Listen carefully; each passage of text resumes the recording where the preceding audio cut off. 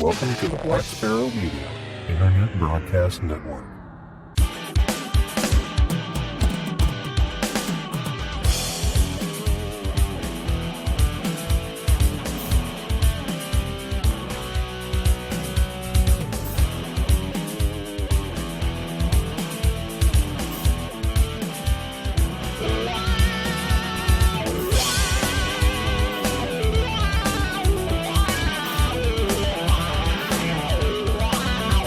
You are listening to Linux in the Ham Shack.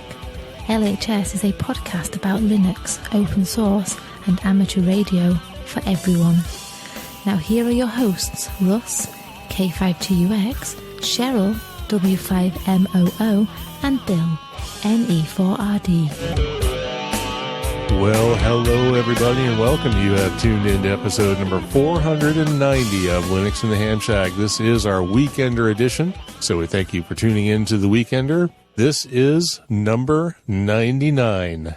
We're one shy of 100 on this Weekender, and it looks like, I think the way we have things planned out, that the 100th episode of the Weekender is going to be our last episode for the year. So that should be interesting. It'll be a Weekender and a year-end wrap-up. So stay tuned for that. But there's a couple of episodes in between here and there.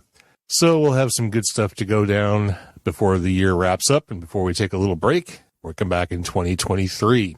But that's in the future. Let's go ahead with the most terrific amateur radio podcast on the internet. And this particular episode, before we get into our topics, let's introduce ourselves. I'm Russ, K5TUX. I'm Cheryl, W5MOO. And I'm Bill, NE4RD. All right, so the gang's all here. It's the day before Thanksgiving, so we hope everybody has a great Thanksgiving if you're in the United States, and if you're not, we hope you have a great day doing whatever it is you do that's not Thanksgiving.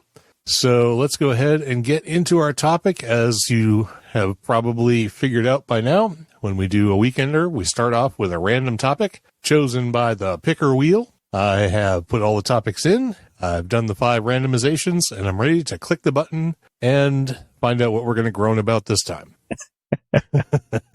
So here we go.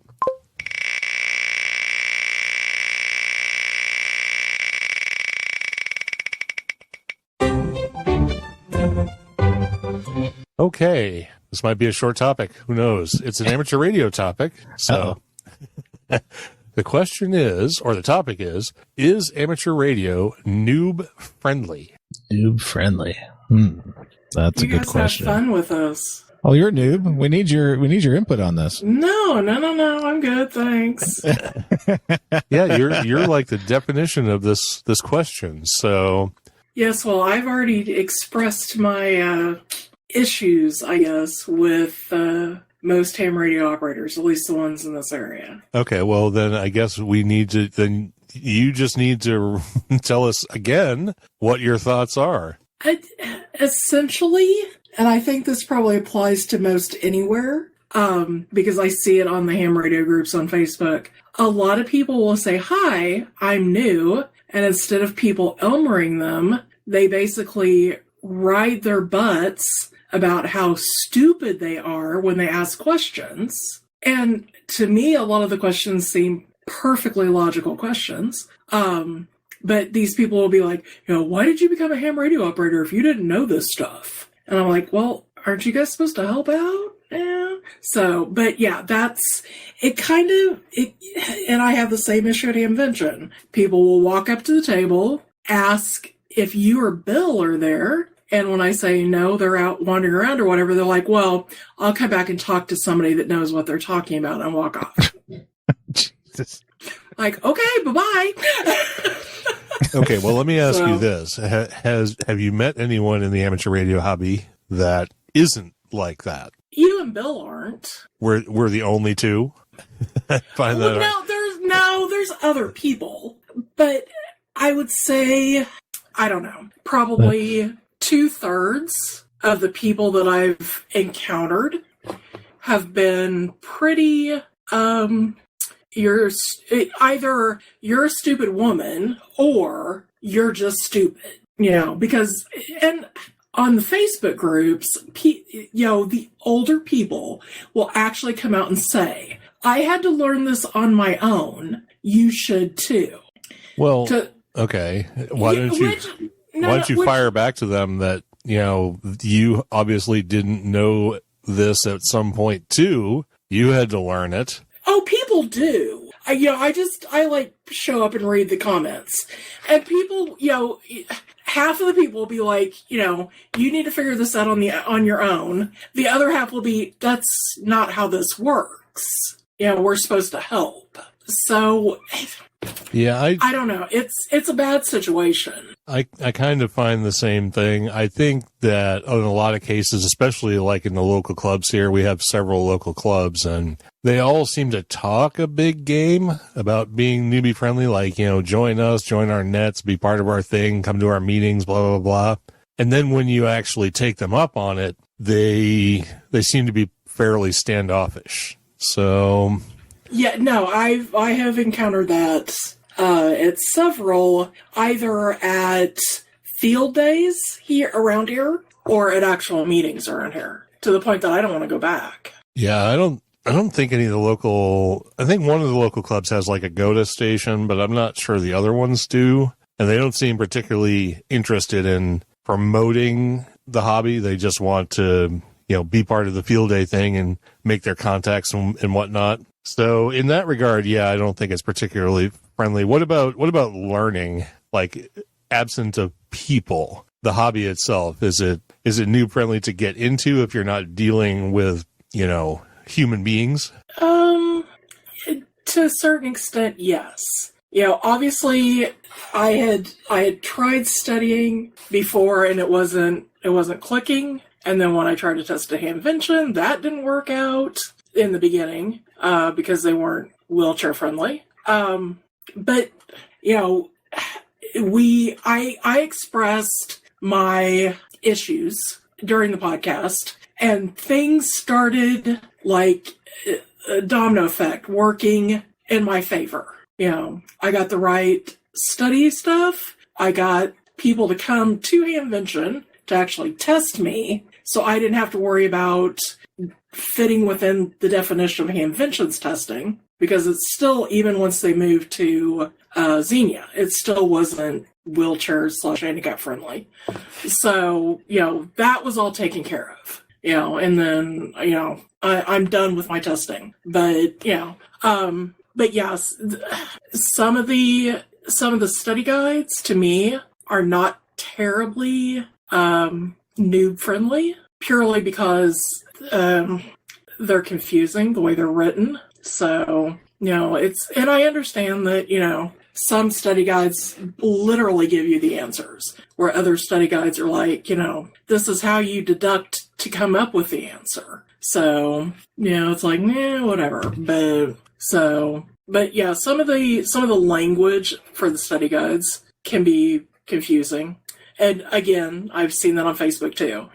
People will be like, yeah, I took the test 14 times before I finally passed because I was getting hung up on a dozen different questions. And it was because of the book I had or whatever. So I guess I got lucky in a sense with the club that I joined when I first got into amateur radio, because they really were into the spirit of Elmering, and they actually had dedicated Elmers for getting people into the hobby, and they even put on structured classes for getting through the novice and the tech exams and did the testing and everything else. So they sort of mentored all the way through from your first introduction to amateur radio right to getting your license. And I have to imagine that there are other clubs that fit that mold, but it seems like the clubs around here, like I said, they seem to talk a good game, but then don't really follow through. Maybe, we don't exactly go to a lot of club meetings, so that might be an outsider's perspective. I'm not sure. But where do you land on this, Bill? I'm going to say, Cheryl's going to say no. I'm going to say sort of a qualified no. And so well, I, like you, Russ, had a very good experience when I started out, based upon the local club that was there. And they definitely had a lot of the qualities that I wanted to do in the hobby and stuff like that, which was, basically a lot of contesting and stuff like that. Cause that's kind of, what interested me in the hobby. I kind of came into ham radio already with, a background in radio communications, with the Civil Air Patrol. So I was kind of already familiar with using the radio and stuff like that. And had already snooped onto the ham bands and stuff like that. So I kind of figured out how they did stuff. So, I mean, I had an Elmer and it was amazing. I learned a lot of stuff, especially about VHF and setting up a station and stuff like that. And, today there's probably a plethora of information out there to get people jump started into the hobby. With all the YouTube content, podcasting content and everything else. I mean, you don't even have to be involved with the club and you can learn a lot about the hobby, just based on all the information that's out there. And, when we started, there really wasn't much of an internet. I mean, you really relied on those groups to kind of, to give you that kind of, that starting, spark to, put you on your journey into the hobby and stuff like that. I mean, as for the testing and stuff, I just, memorized the question pool, so I didn't learn too much from the testing stuff. So I can't really claim on the guides whether that helped me or didn't help me and stuff like that. I really was not interested in too much of the information in the tests, cause it's kind of boring. But I think the accessibility of information is great. I have had many bad experiences with clubs only because they have different, different goals. Every club has some kind of thing that they do. And, I just really haven't melded with, a local club in a long time because, I've grew up on one club and it was a really good experience. And I've been trying to, relive that experience again. And I just have not been able to find it. Except for, now I'm part of a contester group that is just in the state of Montana. And, we don't really meet except for maybe once in a while on Zoom. So, those club meetings are great because, we're all kind of like-minded individuals and, that's what we do is contesting. So it's pretty easy that we're going to talk about a topic that interests all of us. Where if I went to a local club meeting here and, I'm not poo-pooing on the local club here, but it's a lot of business, a lot of repeater stuff. And they're talking about emergency services and the aspect of, doing community walks and stuff like that, which, when I did emergency services, it was in Florida and we had hurricanes and that was a really interesting experience, being involved in that, but it's going to change, locale to locale, your experience is going to change because, what is out there and what is available can definitely change locally. I mean, it's much like, here it's like, repeater dead zone. We have, a local repeater and stuff like that, but there technically is a DMR repeater, but I've used it once. And, I think there was a D-Star repeater. I don't know if there still is, in the area, but yeah, like some of that aspect of the hobby, like if you're in a remote area, you're never going to experience that. So you will be a slight neophyte when you travel to an area that has a lot of, a lot of these services that you don't have locally. And, you will be asking questions like, do I need a code plug? Do I need this? How do I access this repeater? And, you will probably get the poo-poo answers that you don't want to hear. And, and yeah, the hobby is, probably still grossly misogynistic or whatever. Too much toxic masculinity in the hobby, still. So, I know females get a bad rap, from that, but, they have really excellent YL communities that, foster that Elmerism that we got when we were starting out in the hobby. And that's really great. I wish it could be more inclusive in all of the clubs and that it was kind of more of an emphasis to grow the diversity of the population of the ham radio community.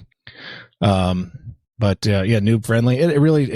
It depends. I mean, if you go out looking for your own answer, you're going to see the dumpster fire that is some of the comment streams on some of the questions that you'll find in Reddit and Facebook and Twitter and everything else. And you see a lot of people commenting on the fact that, it's still this weird, weird man run hobby, that is off-putting to a lot of people. But I hope as it continues to grow, I mean, the numbers are definitely showing that the diversity is growing, and hopefully it'll be more and more noob friendly as people, continue to embrace inclusivity and diversity in their clubs. Yeah, I think a lot of it is just like finding the right people at the right time. You definitely can have good experiences, and you can definitely have bad experiences. I think there's a lot of like nets and stuff where you can get a lot of information if you're willing to key up and be a part of them. I think the biggest problem is finding them. I don't know if there's a good clearinghouse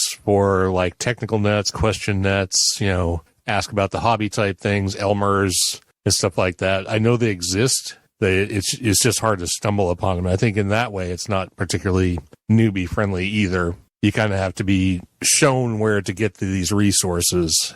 Yeah, trying to find the right community is sometimes burdensome. Yeah. Yeah, for sure. So to go back to the original question, is amateur radio noob friendly? I think we're going to have to come down slightly on the no on this. I don't know. I mean, I think on face value it is, but like it depends on how deeply you dive into it. You're going to find these pockets that are, several bad apples rooting the bunch type thing. But I just think there's so much information for new people that's available in easy to digest formats that I think it would be more on the noobish side, community wise, but trying to find your own community is definitely not noob friendly. So if it requires someone pointing you in the right direction, but there is no one to do that, can you really call it noob friendly, I guess? I mean, to some extent, yeah. I mean, I guess I'm probably in the middle then. Cause I would say that, if you put some effort into it, it's not hard to find the information you're looking for. But if you blindly go out into a community you're not familiar with, and then you start asking questions that maybe a simple search could have answered for you or something like that on Google, which, we're all guilty of saying, hey, GFGI, there's probably a million answers for the same questions. And, in some communities, you're probably going to get that off-putting response. It's like, really? You're asking this question again? Did you look at the community terms when you joined this Facebook group? And did you even search anything that's been asked before? You're always going to have those sourpusses in there that are going to, poo-poo on you that the first chance they get because they have nothing better to do in their lives. So, they're just animals. All right, fair enough. I guess it comes down to the fact, though, that if you're motivated to do anything, you'll find the way through. You'll find the information you need. You'll find the people that you need to help you. So it comes down to your level of motivation. But I would hope that a hobby like amateur radio, or any hobby really, that if somebody wanted to start getting into it, that people would be more welcoming and less inclined to tell you to, go read TFM. Or at least, point out the relevant document in a nice way, as opposed to saying, why didn't you just Google for this, you piece of crap. You animal. So yeah, Google has the answers for everything. Come on, that. Yeah. Even DuckDuckGo has the same answers. Yeah. All right. So I guess if we're going on a scale of 0 being completely and utterly un-noob friendly and 100% being completely noob friendly, open arms, it's the best hobby in the world and you can find every piece of information you ever needed, we'd go like 49. I would probably err on the side of positive 51. 51. That's like, yeah. It all depends. A motivated individual can find out anything they need to find out. Yeah. Oh, so we're being extraordinarily diplomatic and, well, I mean, it really is. If you're not, you got to understand that the hobby is a solo run, in general. So, I mean, you sit in your radio room alone, and then you have to make it work to bridge out and open the communication path to others. So it does require a bit of self-motivation to get started and to get going. And if your only reliance is on, someone getting you to get to that point, yeah, it might be hard. But I mean, you can find the right individual Just like, me and you found plenty of individuals that we, don't really have the greatest, words for in the hobby, but there are plenty of individuals that go out of their way to ensure that people have the information they need to be successful in the hobby. And, that's the nice part about it, is that you can find those, and they're quite visible these days because they're out there on the internet broadcasting weekly podcasts or net shows on top of YouTube or something like that. And they all have, sort of their own communities as well. Ham Radio Crash Course, W5KUB. All those groups are quite friendly. All right. I think that's totally fair. So I would say just get into the hobby, be a little bit motivated to do a little work on your own, try and find the correct resources, go down all the paths that are required. Do a little work on your own part, ignore the bad actors, and you probably will have a really good experience with the hobby. Works for me. All right. Well, with that, I think we can wrap up our topic. Is amateur radio new friendly? I'm not sure we actually gave an answer, but no one said we had to. So it's a possible maybe. That's exactly right. That's a good place to leave it. It's a very political answer. And in this political climate, perfect place to be.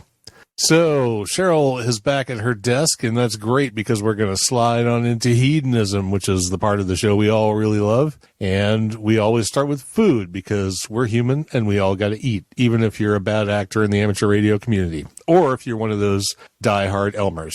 Whoever you are, you probably eat. So what are we eating this time? So this time I am sharing the recipe for the apple beer turkey that we had over the weekend. Russ and I attended a dinner tasting with wine over the weekend, and I actually asked the manager of the winery how he did his turkey because it was amazing. So he gave me a quick rundown on what he used, and then I came home and searched down a recipe that came fairly close to it. So that is the recipe that I am sharing with you today. And for this, you need some butter and some hard apple cider or apple juice, if you prefer, some salt, some Worcestershire sauce, some soy sauce, onion powder, garlic powder, cayenne pepper, and turkey. Turkey is probably the ideal thing to use for this. If you don't have one, you might try again next year. So, and the rest of the recipe, which is super easy from what I understand, will be in the show notes. So you don't want to take anybody through it because somebody might be doing this like right now as they listen. Okay, that's true. So just to quickly gloss over it, melt the butter in a saucepan over medium heat. Stir in your apple cider or your apple juice or whatever. Yeah, you could even use just a regular beer if you wanted to. The salt, the Worcestershire, the soy sauce, the onion powder, the garlic powder, and the cayenne. Bring it to a boil. Remove it from the heat. Fill a culinary injector with the hot mixture of stuff.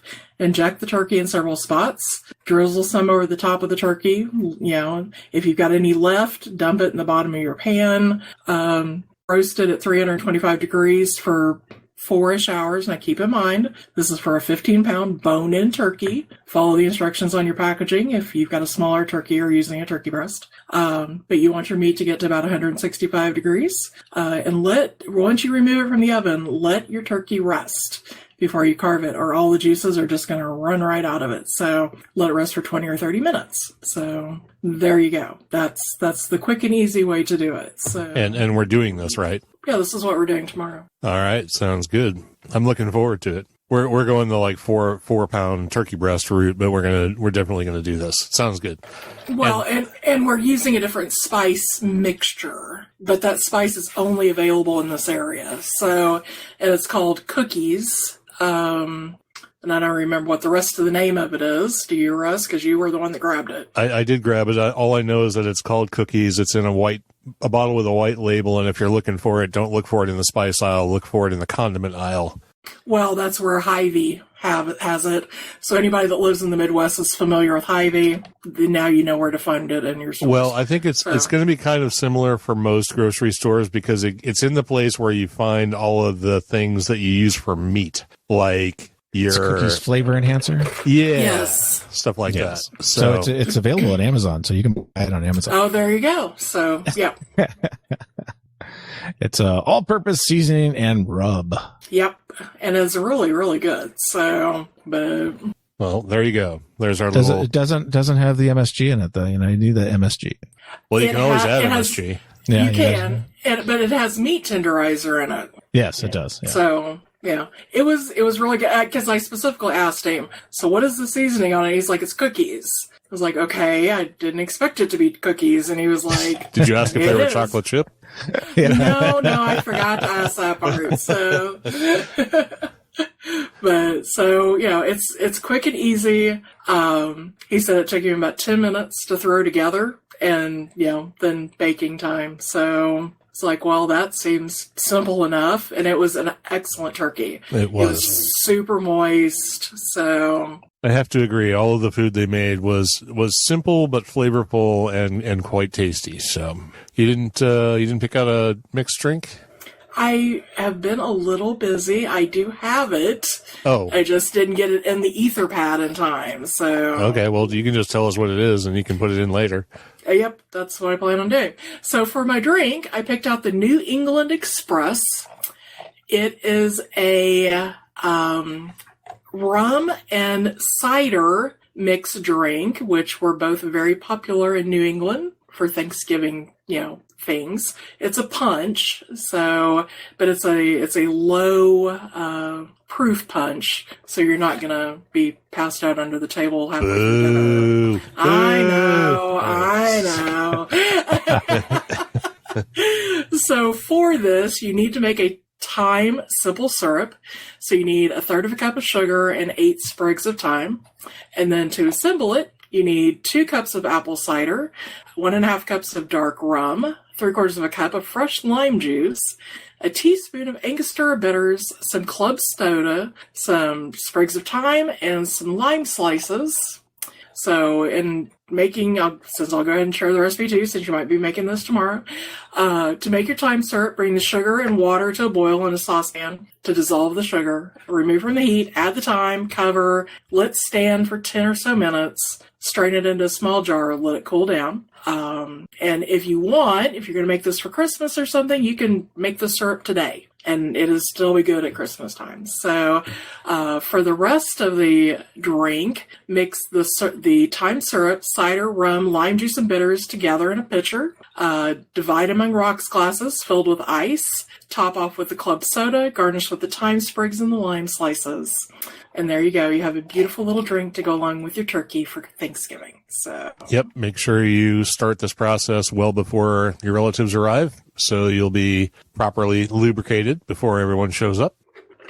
Well, yeah, duh. So we're having Friendsgiving, so we're skipping over that whole family thing. So all right. Well, and if you are having family over, you might want to skip the whole let's make thyme simple syrup thing and just go straight to the bourbon. And if you want to do that, then I have one you might want to try. It's the Ezra Brooks 99 Kentucky Straight Bourbon Whiskey. And I looked this up on their website, and their description of it is very simple. So I'll read their very simple description. Bottled at an elevated 99 proof for an enhanced flavor profile, this pure oak barrel-aged Kentucky Straight Bourbon Whiskey is charcoal filtered for a smooth, mellow finish and features a spicy rye bourbon mash bill.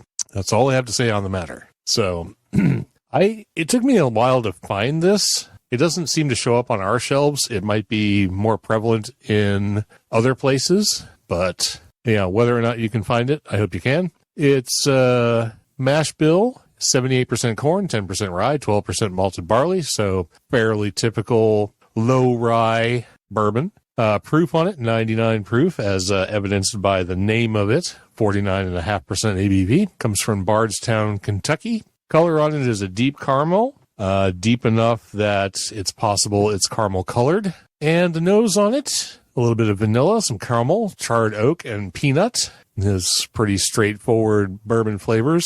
And that peanut, I didn't get banana, but that peanut and banana are definitely characteristics of some charcoal filtered bourbons, and also stuff that goes through the Lincoln County process, like Jack Daniels. So it doesn't taste like Jack Daniels, but it's got some similar characteristics. So the taste on it follows kind of along with the nose. You got caramel creams, vanilla, brown sugar, toasted oak, peppercorns, and peanuts. I did notice that it's kind of hot across the board. It's a 99 proof, which is, higher than some bourbons, but it seems hot for its proof. So you kind of have to get by that. So maybe don't make this for your first bourbon of the night, but second or third, you should be fine.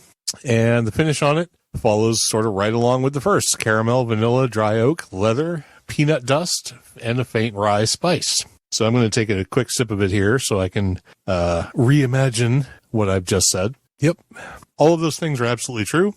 It is a little hot, I do have to say, maybe hotter than I'd like, but overall the alcohol prominence doesn't detract from it all that much. You get good bourbon flavor out of it. So, and it's definitely not terribly expensive. It's only $25 to $30, depending on where you are in the country or whatever, if you can find it. So rating on this is not going to be super high. I'll give it like 1 extra point because it's cheap. So we'll give it an 84. 84 sounds exactly like where it should be. It's fairly solid. It won't disappoint. It'll probably make a fantastic mule or a great cocktail. You can drink it straight and it won't break the bank. So take that for what it is. And like I said, if you can find it and want to give it a try and these flavor profiles sound good to you, it's the Ezra Brooks 99 Kentucky Straight Bourbon Whiskey. So do you have anything, Bill? Yeah. So I have the Wiseman Kentucky Straight Rye Whiskey. And I just noticed that this is my last glass. So apparently I have drank the whole bottle. But yeah, this is a straight rye, obviously. It's from Bardstown Bourbon Company. That's the distillery. It has a release date of this year, April 2022 and ongoing. So it's available now. The proof is 100.8, so 50.4% alcohol. Age is at least 4 years based upon the label requirements. Its mash bill is 95% rye and 5% malted barley. Color is listed as light copper. It's about a $60 bottle of whiskey. And, it's just another one that, God, Rossville Union has ruined me for all ryes. Sorry about that. Yeah. It's like, I don't know what I'm never going to find a rye that I'm going to mark as better, but for the money. Anyway, it's not bad. It's actually, has a pretty interesting taste. It's definitely different than a Rossville and a Peerless and several others that I've gone through. I don't really, I don't prefer it. That's for sure. It does make a nice old fashioned, and I've also had it in a whiskey mule or Kentucky mule or whatever they're called close to you when you throw, a bunch of whiskey in a cock and bull together and enjoy it.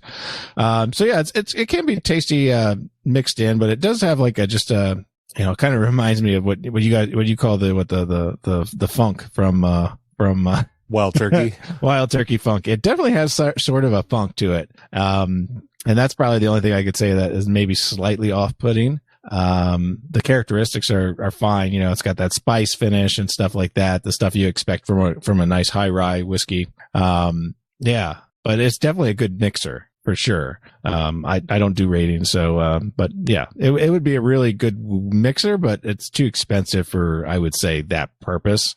So, it would be a very low scoring in that realm, but yeah, you can always try it. If it's on sale, I would try it. I think I paid 62. Yeah, I think I paid 62 in Montana, so it's got to be cheaper other places. So the MSRP is around 60. So, but yeah, it's, obviously I've drank the whole bottle, so it's not horrible. I guess it's at least palatable some of the time. So yeah, and I drink it mostly straight. Like I say, I've only mixed it into 2 different drinks. So every other swig out of the bottle was straight. So yeah, it's not off-putting for sure. It's just for the price, for $10 more, I can have Rossville Union Barrel Proof. So yeah, it's the litmus test. Fails that test miserably. All right. Fair enough. But it does sound like an interesting, for somebody who wants to try new things, definitely would be one that you could consider and not be put off by at all. Yeah, and like I said, I mean, that's what I'm doing. I'm trying new ryes and stuff like that just to try to find something in the family that just really piques my interest. And this one is good, but it's, not good enough. Yeah. Fair enough. Curse you, Rossville Union. Yeah, exactly. Spoiled for life. All right. Very good. So the only thing I had is an announcement. We didn't have any feedback this time around, at least not one that I found. If I forgot one, I will make sure that it gets into the next episode, and I do apologize, but I did a cursory look and I didn't find any. So I did have one announcement, and that is that we do have a second merchandise store. We have the first one, which is at shop.lhspodcast.info, which is where we've been doing our sort of glassware and stickers and things like that have to go along with the show. But we didn't really have a way to do things that were like one-off prints where you had to do screen printing or things that were embroidered, like jerseys and hats and stuff like that. So I went looking around for one. I did find one. We got grandfathered in, so we don't have to pay to have the store. They don't have free options anymore, but I got in early enough so that we don't have to pay to be part of the store, which is great. So it's a site called, I'm not sure whether it's Selfie or Selfie. I kind of think it's like selfie, like you're taking a selfie, but that's the way I think of it. But regardless of whatever the name of the site is, you can go to that site, lhspodcast.selfie.store, and selfie is SELLFY. Or you can use the short URL, lhs.fyi/shop2. That's the number 2. And over there, we have things that are embroidered or screen printed, like T-shirts, caps, jackets. There's like bucket caps and beanies, laptop covers, cell phone cases, all that kind of stuff is available there. Their prices are pretty reasonable. They don't charge a lot of extra shipping, and our cut from sales is actually pretty good. It's like way over what things like Cafe Press and Teespring and stuff like that used to be. So if you guys are looking for that kind of merchandise, it is available. Please check it out. There's a lot of things we can add. So if there's a particular kind of merchandise or a particular kind of apparel or something that you're looking for, please let us know, because I can definitely add it. And check it out, because we do get a little bit of a cut from the sales of the stuff at that shop, and it helps to promote the show and to keep the show going. So check it out. And like I said, if you have any questions or comments, please let us know. We appreciate it. And with that, we are down to our new subscribers, supporters, and live participants. So we'll bring Cheryl back in here, and she can wrap up the show. Maybe. Sorry, I was shopping. Oh, yeah. Okay. They have fat people clothes. They do. They have T-shirts up to 5X. Woo! So, yes. Yeah, I'm going to get a T-shirt and a phone case. Cool. So then I'll be all set for Hamvention. So I guess the only people who are buying stuff from the store are us. So so far, right? Yeah, so far. But that's okay. We got to start somewhere. Yeah, we do have to start somewhere. All right. So now that you've got your order in, let's talk about subscribers and supporters and stuff. All right, fine. So this week we didn't have any new subscribers or Patreons. Nobody joined us on Facebook, but we had at JRayPo on Twitter, at the Data Martin C on Twitter, at AP. The Data Mart Incorporated. Oh, sorry. The Data Mart Inc. Gotcha. Yeah, sorry, wasn't paying attention that far out. No, I get it. It's like it's all run together. So how the hell are you supposed to know? But they they're a company, so they may want people to know who they actually are. Right? Yeah. At APR Sir _app and at Terry Lee Craig 58 on YouTube, we had iClicks Bohmfontein, Adonis 1616, Javid Karabai, and Thomas Shannon Muller. I'm going to guess that was right. On the mailing list, AE5GA joined us. Beanie sales to Mr. NE4RD on Selfie. And on Discord, we had Arnold B and WA1PB. And on the live chat, we had Ted, WA0EIR, Tony, K4XSS, Steve, KA7HVT, and Robert, W1RCP. All right. Well, thank you for getting through that. And thank you for those of you who tuned in live and those of you who will tune in later. and maybe listen to this while you're cooking your ham or turkey, or like I said before, if you're in another part of the world, doing whatever it is you do while those of us here in the United States celebrate Thanksgiving. But whatever you're doing over the next week, we hope you have a great time. We hope you have fun with friends and family, and we hope you'll tune in for the next episode, which will be a deep dive on what? We don't know yet, but we'll figure it out before the next show comes around. So thanks, everybody, for listening. We really appreciate it. Send us feedback if you get a chance. We'd love to hear from you. And in the meantime, have a great week, and we'll talk to you next time around. This has been episode number 490, the 99th edition of The Weekender. I'm Russ, K5TUX. I'm Cheryl, W5MOO. And I'm Bill, NE4RD 73.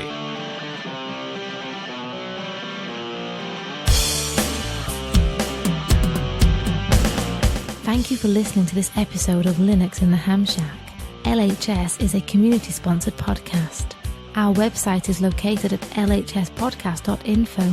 You can support the podcast by visiting the LHS Patreon page at patreon.com/LHS Podcast, or by using the contribute list on the homepage. We have a presence on Discord, Facebook, IRC, Twitter, and YouTube. You can also drop us an email at info@lhspodcast.info, or leave us a voicemail at 1-909-LHS-SHOW. That's 1-909-547-7469. Visit the online LHS merchandise store at shop.lhspodcast.info for fun and fashionable show-themed merchandise. Until next time, remember to always heed your hedonism.